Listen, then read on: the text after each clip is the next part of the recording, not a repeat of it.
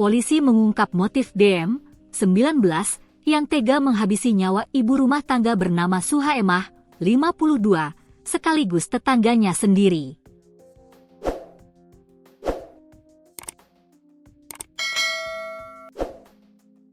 Peristiwa itu terjadi di dalam rumah korban di Blok Tegal Rasak, Desa Kecamatan Krangkeng, Kabupaten Indramayu, Jawa Barat, pada Jumat, 21 November 2025, pagi. Kapolres Indramayu, AKBP Muhammad Fajar Gemilang, mengatakan bahwa pembunuhan ini sudah direncanakan sebelumnya oleh tersangka.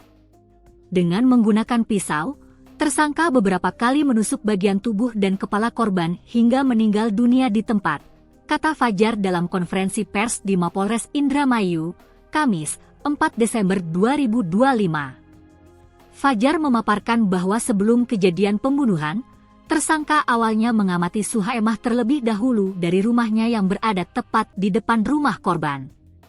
Setelah tersangka melihat korban keluar dan kondisi rumah dalam keadaan sepi, ia langsung masuk ke dalam rumah sambil mengantongi pisau yang sudah dibawanya dari rumah. DM kemudian menunggu korban pulang sambil bersembunyi di balik tembok ruang makan rumah korban. Saat korban tiba, ia langsung menyerang korban menggunakan pisau. Tubuh Suhaemah langsung roboh ke lantai dan ia meninggal dunia di tempat.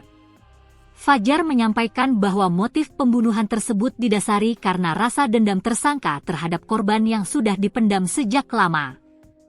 Puncaknya terjadi pada hari itu, alasannya karena korban sering menyetel musik dengan suara kencang, ujarnya. Sebelum membunuh, hal yang pertama dilakukan tersangka adalah membuang 2 ponsel milik korban ke bak kamar mandi dan menggunting kabel speaker milik korban. Tapi, kami masih terus mendalami apakah ada motif lain di balik peristiwa tersebut selain karena dendam sebab korban sering menyetel musik dengan suara kencang, ujarnya. Kasat Reskrim Polres Indramayu, AKP Muhammad Arwin Bacar, menambahkan bahwa aktivitas korban yang sering menyetel musik kencang sudah berlangsung selama beberapa tahun terakhir serta tidak mengenal waktu. Dari situ, korban kesal dan merencanakan pembunuhan. DM sendiri ditangkap setelah melakukan pembunuhan. Kala itu, ia hendak melarikan diri dari dalam rumah korban, tetapi sudah dikepung warga lalu diserahkan ke polisi. Atas perbuatannya, DM diancam pasal 338 KUH pidana dengan ancaman pidana penjara paling lama 15 tahun. Dan atau pasal 340 KUH pidana dengan pidana mati atau pidana penjara seumur hidup atau 20 tahun, ujarnya.